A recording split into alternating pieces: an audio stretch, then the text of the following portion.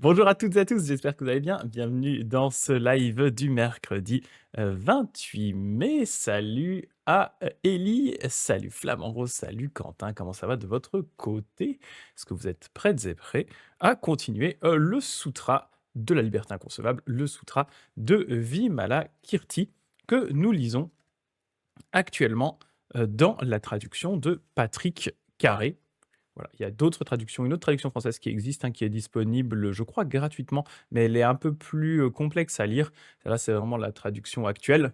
Donc voilà, celle que nous avons commencé à lire la semaine dernière, nous avons lu l'introduction, qui était vraiment juste une introduction globale au sutra, qui était très intéressante. Mais, eh bien, nous n'avions pas encore eu l'occasion de rencontrer notre protagoniste, Vimalakirti lui-même.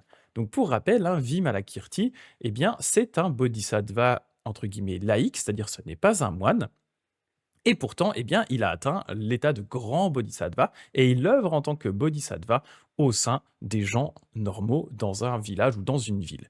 Et donc, justement, on va voir aujourd'hui hein, ce qui est Vimalakirti, comment est-ce que, eh bien, il fait son travail de bodhisattva au milieu des gens normaux, comment ça se passe. Donc, c'est ce qu'on va regarder aujourd'hui. Quand qui dit émoticône aléatoire des points de chaîne, c'est ma tête chauve. Greg le chauve. C'est juste avant ma, enfin, c'était la veille de ma cérémonie pour devenir moine, cette émoticône-là, cette émoticône de chauve. On avait pris cette photo-là, hop, devant, vers le temple et tout. J'avais le crâne fraîchement rasé et j'avais ma cérémonie pour devenir moine juste le lendemain. C'est toujours des bons souvenirs, mais à chaque fois, j'ai l'impression que c'est un Photoshop. Donc, on va regarder un petit peu qui est donc ce Vimalakirti et comment est-ce qu'il vit sa vie de bodhisattva au milieu des gens normaux. Le chapitre 2, donc, les méthodes habiles. En ce temps-là, il y avait dans la cité de Vaishali un maître de maison du nom de Vimalakirti qui avait autrefois honoré d'innombrables Bouddhas et planté de profondes racines de bien. Il avait gagné la patience à l'égard du néant, de la naissance, et son éloquence ignorait tous les obstacles. Les pouvoirs magiques lui étaient un jeu, et il possédait les formules de mémoire parfaite.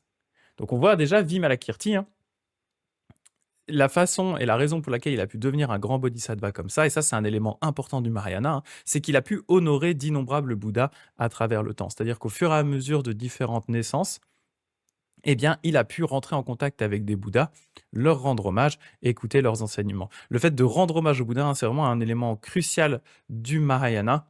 Vraiment, une des bases de la pratique des bodhisattvas, c'est d'aller dans les différentes terres de Bouddha ou de renaître auprès des différents Bouddhas pour pouvoir leur rendre hommage, écouter leurs enseignements et gagner ainsi des racines de bien. Et on nous dit, hein, les pouvoirs magiques lui étaient un jeu, ce qui veut dire qu'il a atteint déjà un grand niveau de bodhisattva, puisqu'il est capable d'utiliser les pouvoirs magiques, et il possédait les formules de mémoire parfaite. Ça, c'est un élément aussi qui est assez intéressant. On en avait parlé, je ne sais plus quand on a évoqué le sujet des dharani. Les dharani, hein, donc ce sont les dharani ou les mantras, donc ce sont des sortes de formules magiques, et donc il y a certaines de ces formules qui permettraient de gagner une mémoire complète. Ah, lundi, c'est ça. Pendant la cérémonie du lundi, c'est ça. Une mémoire complète qui permet du coup de retenir tous les enseignements qu'on a pu recevoir à travers le temps. Donc, c'est pour ça qu'on dit, hein, il maîtrisait, il possédait les formules de la mémoire parfaite. Un exemple hein, de ces utilisations de mantras, c'est Kukai, le fondateur du Shingon au Japon, de l'école ésotérique Shingon, est réputé justement pour avoir récité, je ne sais plus si c'est pendant combien de jours, ou peut-être un mois, je ne sais plus, pendant en tout cas une longue période quasiment en boucle, un dharani et un mantra de mémoire pour essayer justement de gagner la mémoire parfaite. Et au bout d'un moment, il aurait vu l'étoile du matin, comme si elle tombait, et à ce moment-là, il aurait gagné une sorte de mémoire parfaite. Donc voilà, la mémoire parfaite, c'est les formules de mémoire parfaite, hein, c'est un des grands points du bouddhisme, vu que bien sûr, il y a beaucoup d'enseignements, ils sont difficiles à retenir. Idéalement, il faut avoir une bonne mémoire. Voilà. Maître des intrépidités du bodhisattva, il avait soumis Mara, l'ennemi, l'importun, pardon. Absorbé dans les profondeurs du réel, il excédait en connaissances transcendantes et jouait de tous les expédients salvifiques. Donc on voit aussi à nouveau, hein, il nous montre bien l'état d'avancement de Vimalakirti. C'est vraiment pas du tout un bodhisattva débutant. On dit qu'il a réussi à soumettre Mara. Mara, c'est le tentateur. Donc s'il en est à ce niveau-là, ça veut dire que vraiment, il est dans le stade très très haut des bodhisattvas. Et hem, il est capable de jouer de tous les expédients salvifiques. Ça, c'est quelque chose qu'on va voir après. Les expédients salvifiques, c'est ce qu'on appelle aussi les moyens adaptés. C'est le fait d'être capable d'adapter ses enseignements et sa pratique aux êtres qui sont autour de lui. Et justement, et ça va être une des grandes caractéristiques de Vimalakirti, c'est qu'il est capable d'adapter ses enseignements et de montrer sa pratique comme étant un laïc vraiment de niveau supérieur, dans les villes pour pouvoir adapter donc ses enseignements aux gens des villes, à leur vie quotidienne, qui est très différente de celle des moines.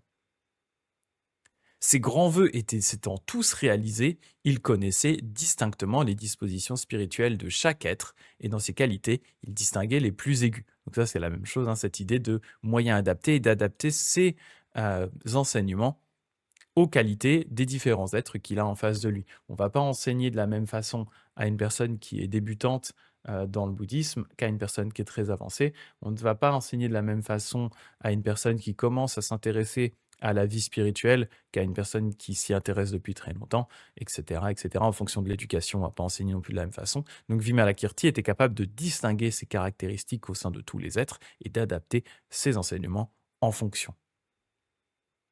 Sa longue fréquentation de l'éveil des Bouddhas avait entièrement purifié son esprit et il s'était décidé pour le grand véhicule.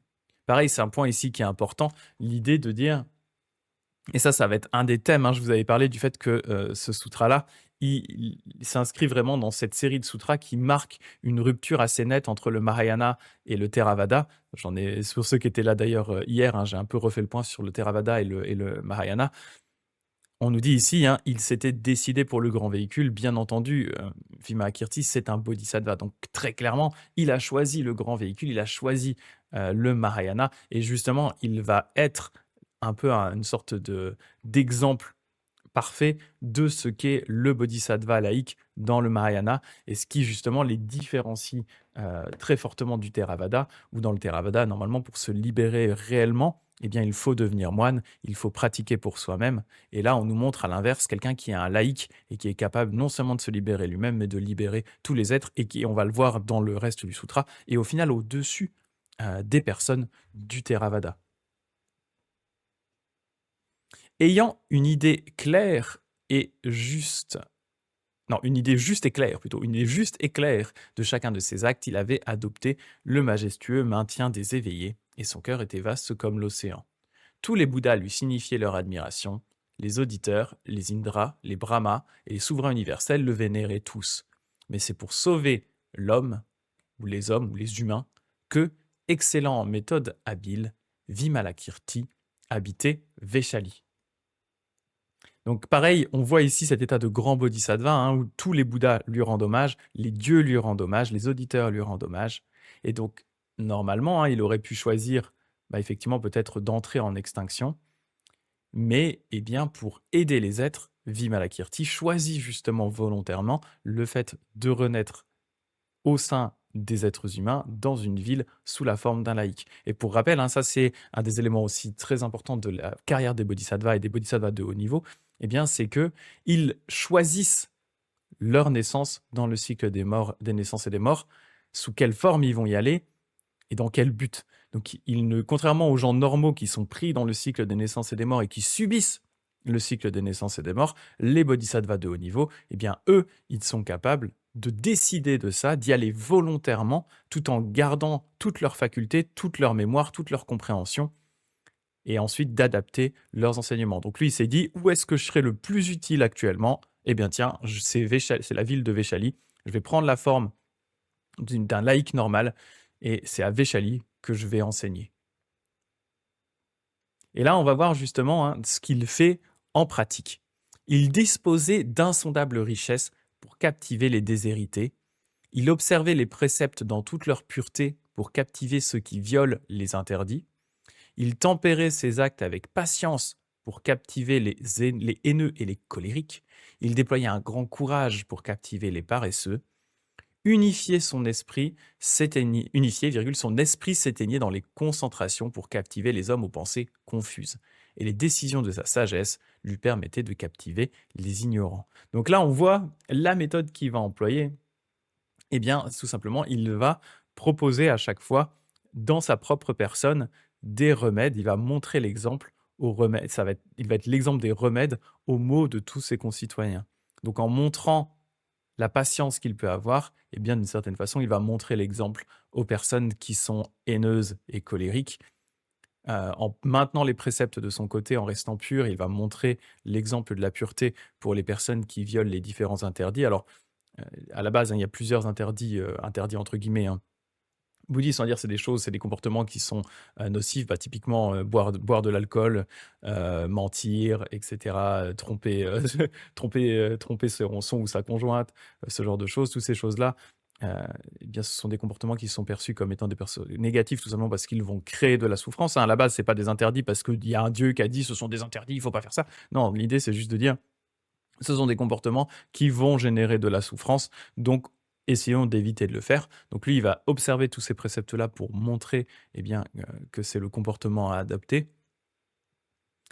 Et au fur et à mesure, comme ça, en montrant l'exemple de sa personne, eh bien, il va pouvoir servir d'exemple et les autres autour de lui vont avoir envie de s'améliorer. Ça aussi, c'est un élément qui peut être quelque chose qui est praticable, hein, en tant que bouddhiste, hein. C'est l'influence qu'on peut aussi avoir dans notre environnement de par notre simple pratique et l'attitude qui en résulte. Ça peut influencer aussi les autres autour de nous. Ce n'était qu'un laïc vêtu de blanc, mais il observait dûment la règle de pureté des novices. Il vivait dans une maison, mais n'éprouvait d'attachement pour aucun des trois mondes. Il se montrait avec femme et enfants, mais s'astreignait à la chasteté. Il apparaissait entouré de ces gens, mais jouissait toujours des plus lointaines solitudes.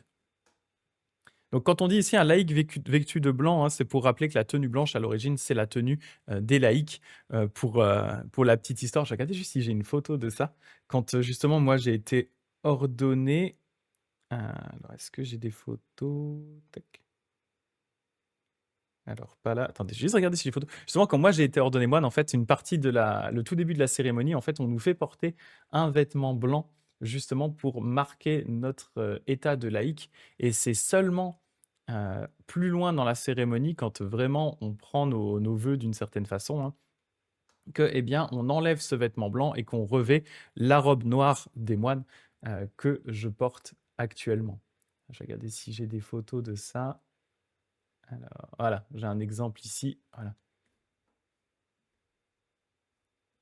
Hop, je vais vous partager ça. En plus, on va tête chauve, c'est rigolo. Hop, voilà. Quand on commence en fait la cérémonie pour devenir moine, on porte ces vêtements-là et vous voyez vraiment la différence, hein, entre... Là, c'était un de mes sensei qui est habillé en noir, moi qui suis habillé en blanc avec mon collègue aussi, Gary, qui était ordonné en même temps que moi. Donc, on porte ces vêtements blancs, entre guillemets, de laïc. Et ensuite, eh bien, on va porter la robe noire des moines. Voilà, on va en changer au cours de la cérémonie. Et Femme Rose qui dit pour ta prochaine étape au Japon, est-ce que tu vas aussi perdre tes cheveux? Non, c'est tout bon. En fait, on doit vraiment le faire que pour la cérémonie pour devenir officiellement moine. Et ensuite, on peut garder des cheveux si on en a envie, ce que font la plupart des gens dans le Jodo Shinshu. Et pour l'étape d'après, même si c'est une retraite et même si c'est dans le but de passer des paliers de niveau de moine, on n'a pas besoin de le refaire. Donc non, heureusement. Sophie, ma femme n'aurait pas été très très contente si à chaque fois que je devais aller faire des trucs au Japon, je devais me raser le crâne. Surtout que là, j'y vais donc pour la première fois pour une retraite. En fait, on doit faire 2 retraites pour passer le niveau de moine, hein. J'en fais une première en septembre cette année. Et ensuite, j'en vais en faire une deuxième dans le premier trimestre de l'année prochaine. Donc, si pareil, si j'avais dû me raser le crâne, j'aurais recommencé à avoir un tout petit peu de cheveux et hop, j'aurais dû me raser le crâne comme ça en janvier. Ça aurait pas été très drôle. Donc, non, heureusement, je ne suis pas obligé de faire ça. Là-dessus, c'est quand même assez cool. Donc, ce n'était qu'un laïc, donc on disait un revêtu de blanc, mais observait dûment la règle de pureté des novices. Il vivait dans une maison, mais n'éprouvait d'attachement pour aucun des trois mondes. Il se montrait avec femme et enfants, mais s'astreignait à la chasteté. Il apparaissait entouré de ses gens, mais jouissait toujours des plus profondes et des plus lointaines solitudes. Donc là, c'est ce qu'on nous montre aussi avec Vimalakirti, c'est que, bien sûr, on nous disait dans le paragraphe d'avant, hein, il montre l'exemple sur certains points, mais d'une autre façon, eh bien, il va aussi se fondre dans la masse des laïcs. Il va vivre quand même comme un laïc, ce n'est pas un moine, donc il ne vit pas séparé des gens, il vit comme les personnes normales, mais en fait, il n'en donne que l'apparence. Il va donner l'apparence de vivre comme dans une maison, mais en fait, il n'y est pas attaché. Il a une femme et des enfants, et pourtant, il pratique la chasteté, etc., etc. Et ce qui est intéressant, je trouve ici, hein, c'est qu'il apparaissait entouré de ces gens, mais jouissait toujours des plus lointaines solitudes. Ça, je trouve que c'est un point qui est assez intéressant, cette idée que, eh bien, on peut, d'une certaine façon, pratiquer le bouddhisme. Et cette idée de solitude peut être aussi pratiquée d'une façon, on va dire, vraiment interne, sans avoir besoin de s'isoler physiquement loin des gens dans un monastère ou dans les montagnes, etc. Il est possible d'une certaine façon de pratiquer la solitude, même en étant entouré de gens, tout simplement en la pratiquant en soi-même, en fait, une solitude interne. Et donc, c'est ce que faisait Vimalakirti ici. Il arborait de précieux ornements, mais son corps se parait en fait de toutes les marques de beauté des grands êtres. De même, prenait-il nourriture et boisson, mais la saveur, il la trouvait dans les délices du recueillement. Et s'il fréquentait les maisons de jeu, c'était exclusivement pour sauver les êtres, ou l'homme, il dit ici. Il acceptait toutes les voies non bouddhistes sans dénaturer la vraie foi. Il connaissait les codes profanes, mais toujours leur préférait les enseignements du Bouddha. Vénéré de tous, il était le premier des êtres à qui l'on fait offrande. Ça, c'est intéressant, hein. Du coup, il fréquente les maisons de jeu, mais en fait, uniquement pour aller sauver les êtres. Donc, il va dans les maisons de jeu, et en fait, il va profiter de ça pour enseigner aux gens. C'est-à-dire qu'il va probablement jouer avec les autres, mais il va en profiter pour leur donner des enseignements dans les endroits où sont les êtres qui en ont le plus besoin.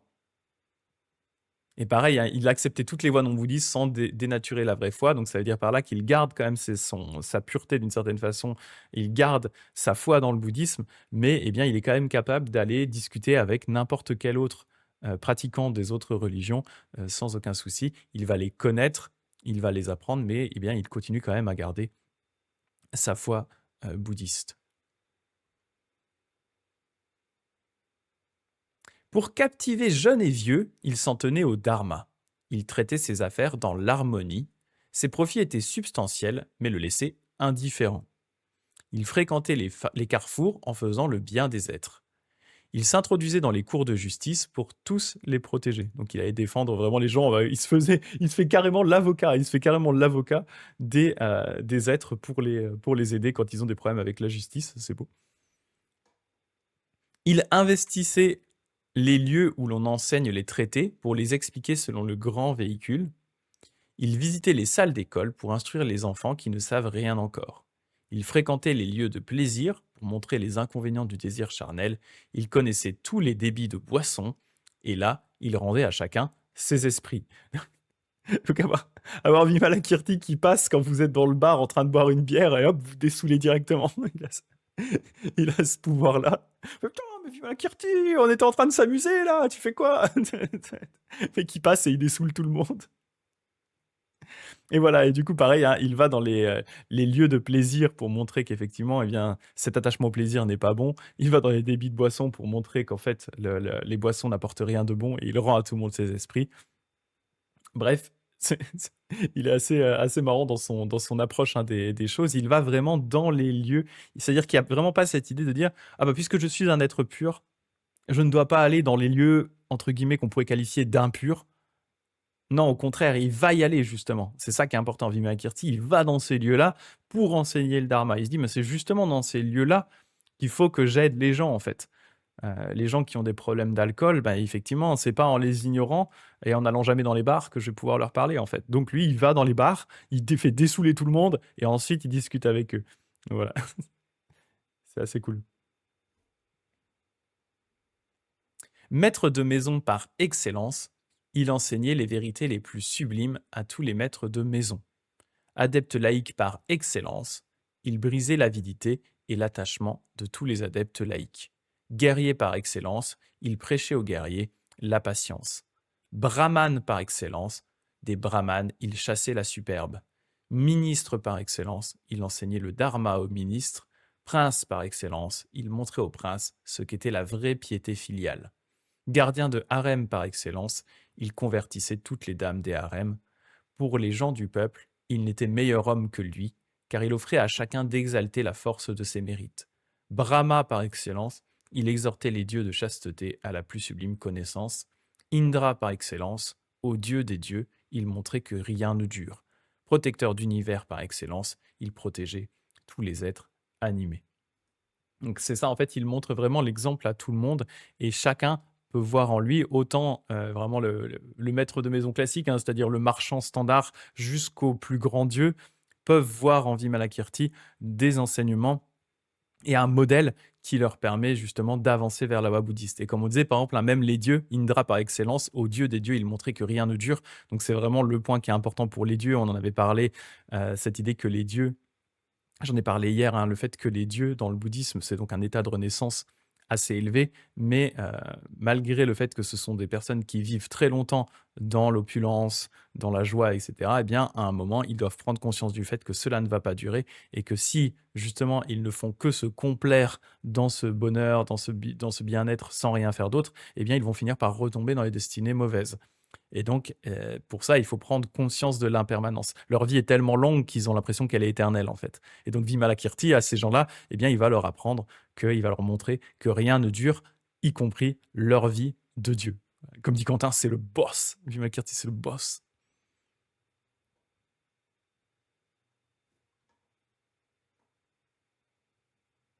Le maître de maison Vimalakirti œuvrait donc au bien des êtres en recouvrant d'innombrables expédients salvifiques de ce genre. Donc là, c'est juste un certain nombre d'exemples de ce qu'il est capable de faire pour aider les êtres.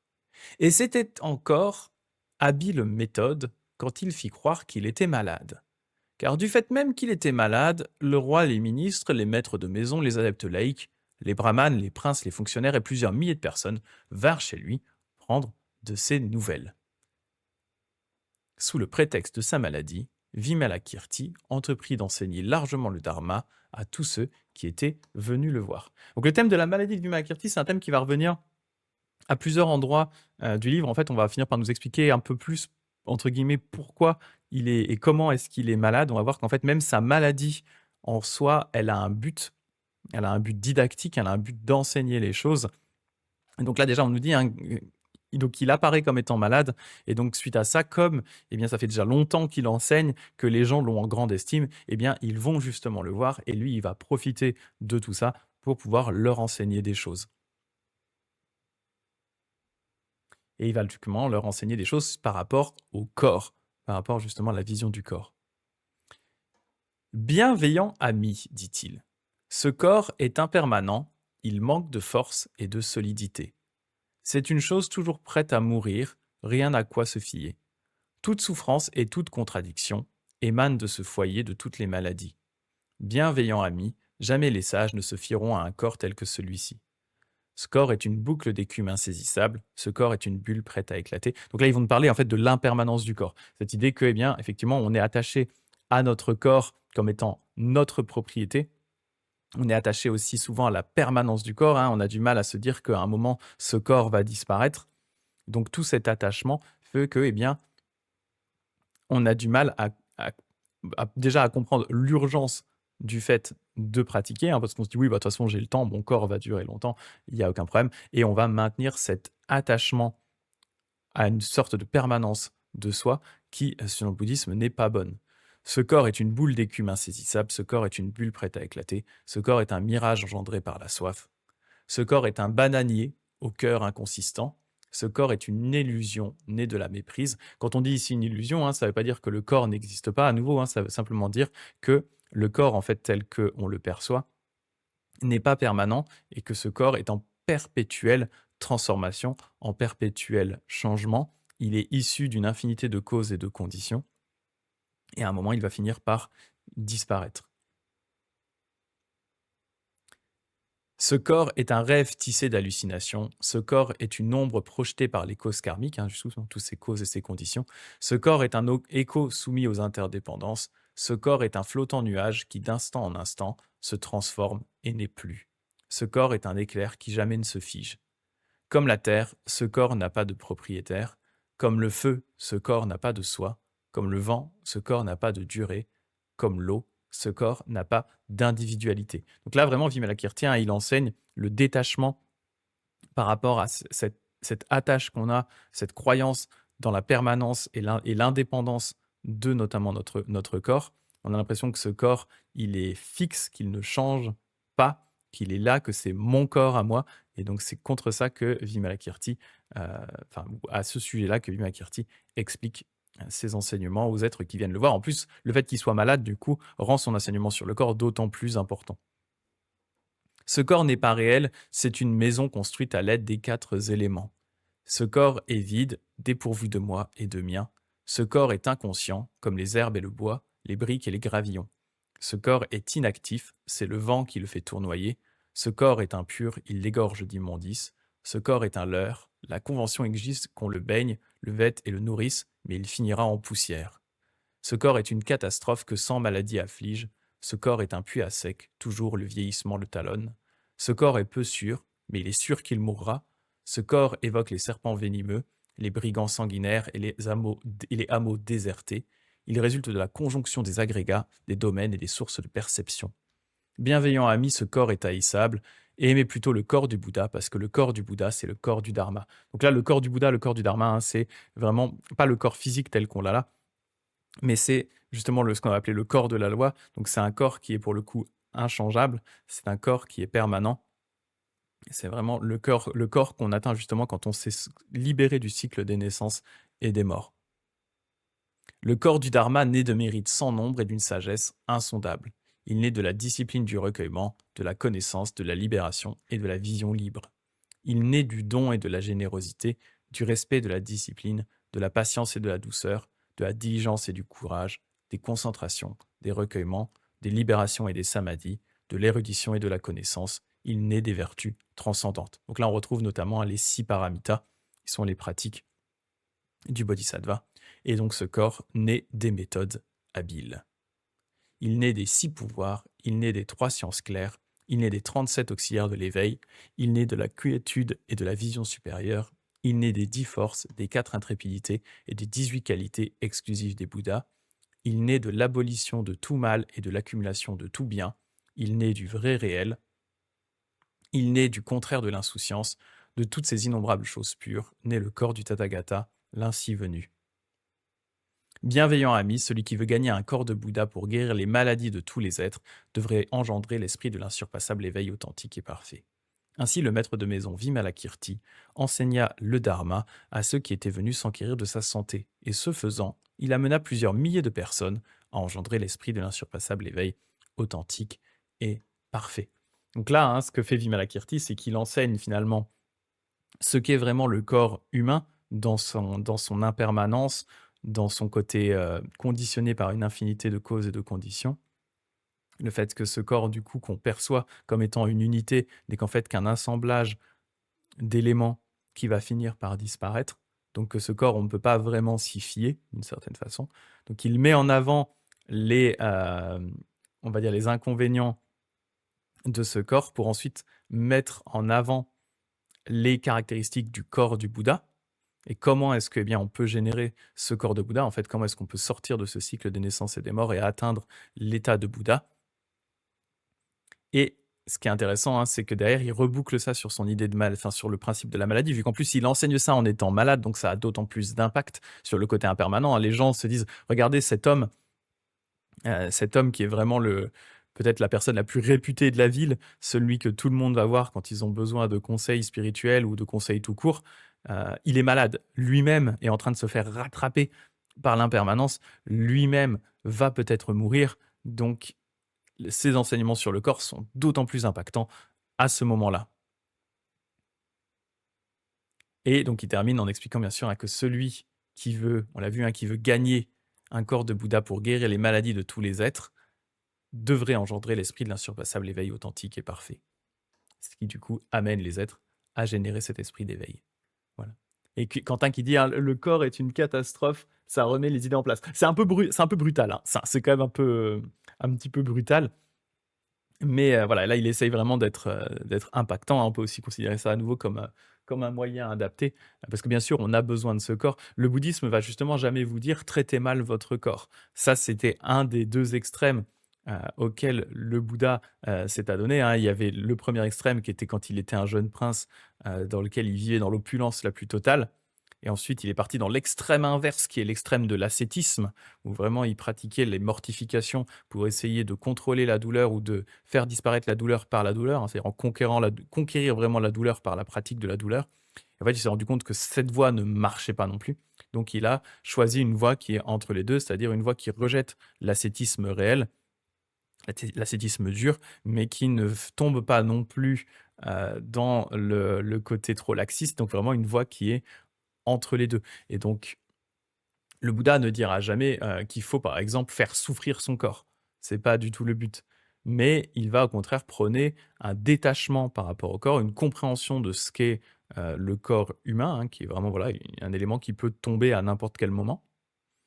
Et c'est ça qu'il va mettre en avant, en fait, ce détachement, ne pas rester trop attaché à son corps, tout simplement parce que ce corps peut nous faire défaut à n'importe quel moment.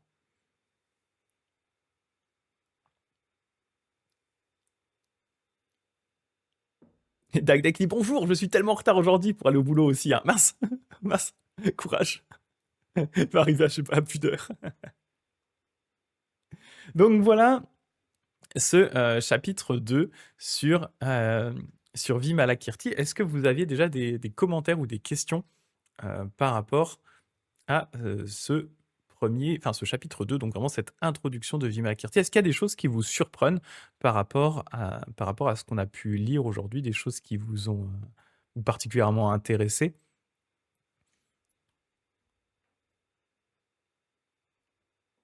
Moi, ce que je trouve vraiment intéressant avec Vimalakirti, hein, c'est cette idée, et pendant que vous écrivez, si vous avez des commentaires, c'est cette idée que, eh bien, d'une certaine façon, il va montrer l'exemple, mais de l'autre, il agit quand même comme une personne normale. Il est vraiment dans cet entre-deux, c'est-à-dire qu'il ne veut pas donner l'impression d'être complètement détaché des gens normaux, comme le serait un moine, par exemple, hein, qui vit du coup dans son monastère, dans son monde qui est clos. Vimalakirti, il vit au milieu des gens normaux, il donne l'apparence de vivre comme une personne normale, hein. On nous dit, il a des enfants, il va dans les lieux de plaisir, il va dans les débits de boissons, il va aussi dans les salles de jeu, par exemple. Donc il vit comme une personne normale d'une certaine façon, sous un certain angle, et pourtant, malgré cet aspect-là, eh bien, il va montrer l'exemple vraiment d'un être pur, d'un être vraiment de pratique, d'un réel pratiquant bouddhiste dans ces différents lieux. Donc il est toujours un peu sur cette corde, un peu, voilà, cette corde raide entre je dois me faire passer pour une personne normale, mais de l'autre, en fait, je dois profiter de ça pour montrer l'exemple. Et donc, voilà, je trouve ça vraiment inspirant, cet aspect de Vimalakirti, cet entre-deux dans lequel il est, qui est, vous pouvez bien le comprendre, bien plus difficile d'une certaine façon, hein, à naviguer que le pratiquant qui serait un moine, où lui, justement, il est coupé de tout ça, donc il peut se concentrer sur son étude, sur sa pratique, parce que voilà, il vit dans cet environnement clos qui n'a que pour seul but de privilégier tout ça. Mais le bodhisattva laïque tel que Vimalakirti, lui, eh bien, c'est beaucoup plus compliqué à faire tout ça parce qu'il est en permanence entouré de gens normaux qui font n'importe quoi. Et il doit essayer justement au milieu de ces gens-là, eh bien, de continuer sa pratique de bodhisattva et d'aider les êtres. Un peu comme on disait, hein, contrairement c'est un des passages qui m'a un peu marqué, hein, cette idée quand il dit que... attendez, je vous le retrouve.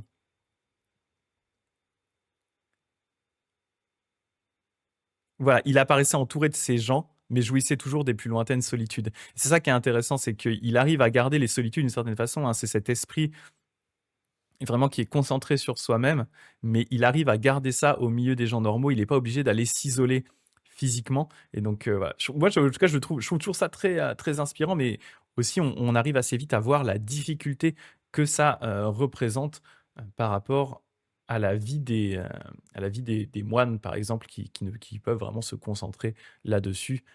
Voilà. Quentin qui dit c'est inspirant, je trouve. Et tourne pas autour du pot, que dit Ellie. C'est surprenant, mais tellement intéressant d'aller dans les lieux où on n'irait pas pour aider les autres, montrer l'exemple. Ouais. C'est peut-être une des meilleures façons de pratiquer le dharma et le partager. C'est ça. Mais ça reste à nouveau une façon qui est assez difficile. On trouve un peu des exemples similaires, hein, parce que bon, Vimalakirti, c'est un personnage, a priori, personnage mythologique. Hein, c'est pas enfin, On n'a pas de preuve de l'existence réelle de Vimalakirti, mais par contre, on a les preuves d'existence réelle de moines qui vivaient un petit peu comme lui. Un exemple assez typique dans l'histoire du bouddhisme japonais, c'est Ikkyu. Ikkyu, qui est donc un moine zen, qui a grandi dans un monastère et qui, en fait, au bout d'un moment, on a eu ras-le-bol. Il est sorti du monastère et il a continué à pratiquer le zen au milieu des gens normaux. Et donc, Ikkyu faisait vraiment très exactement ce que fait Vimalakirti ici, hein, c'est-à-dire typiquement, il allait dans les lieux de plaisir, il allait dans les débits de boissons, et en fait, il enseignait le bouddhisme dans ces endroits-là. Tout en vraiment étant comme une personne normale. Alors c'est vrai que sur certains angles, les gens le voyaient comme un moine complètement dépravé, mais de l'autre, en fait, ceux qui observaient réellement son attitude dans ces lieux-là, eh bien, se rendaient compte que c'était un prétexte pour pouvoir enseigner le bouddhisme dans tous les lieux. Et qu'en fait, pour lui, il n'y avait pas de lieu qui soit suffisamment impur pour qu'il ne puisse pas y aller. Donc il essayait vraiment de vivre cet idéal de Vimalakirti, mais d'une certaine façon, cet idéal, il reste très difficile à réaliser pour les personnes normales. Vous comprenez bien que pour pouvoir euh, vivre cette vie-là, il faut déjà avoir un niveau d'avancement spirituel qui est énorme.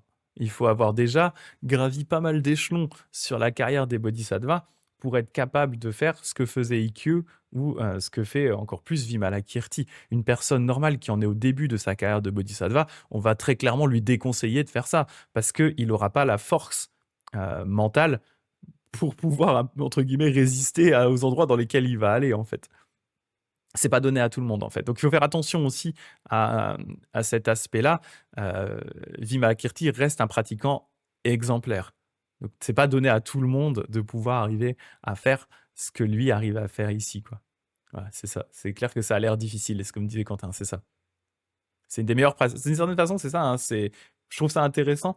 Et après, on peut faire des parallèles, notamment avec ma branche, avec le Jodo Shinshu, où nous aussi, on vit comme des personnes normales. Mais avec la grande différence par rapport à Vimalakirti, c'est qu'en fait, nous, on ne se considère pas comme des bodhisattvas dans cette vie-ci. En fait, on se considère juste comme étant des personnes normales qui s'en remettent au Bouddha Amida. Donc, c'est pour ça qu'on vit comme des personnes normales, parce qu'on se considère comme des personnes normales. Ce qui est très différent de l'angle d'attaque de Vimalakirti, où lui, il est vraiment au-dessus des personnes normales. Nous, dans le Jodo Shinshu, même en tant que moine, on vit au milieu des gens, mais on n'est pas des bodhisattvas, en fait. Enfin, on ne se considère pas comme des bodhisattvas. On se considère vraiment comme des personnes qui s'en remettent au Bouddha et qui laissent le Bouddha les transformer.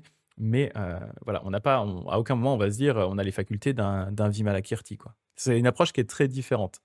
C'est très, très, très différent. Voilà. Mais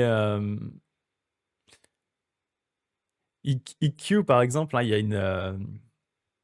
il y a une histoire assez intéressante. Il faudrait que j'arrive à retrouver exactement ce qui se passe avec Ikkyu. De mémoire, hein, alors je vais peut-être un peu déformer l'histoire, hein, mais de mémoire, il y a une histoire donc avec Ikkyu, ce fameux moine zen, hein, qui vivait un peu comme Vimalakirti, où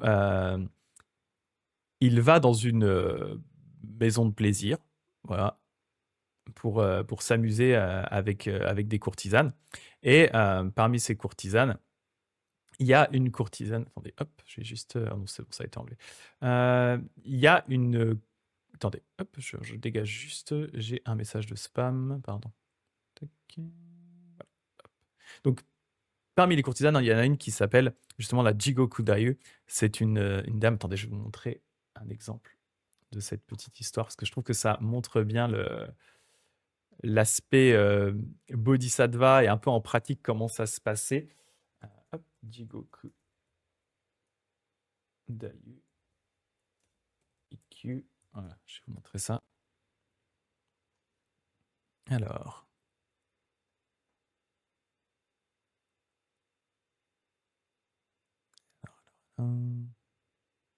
Voilà un exemple.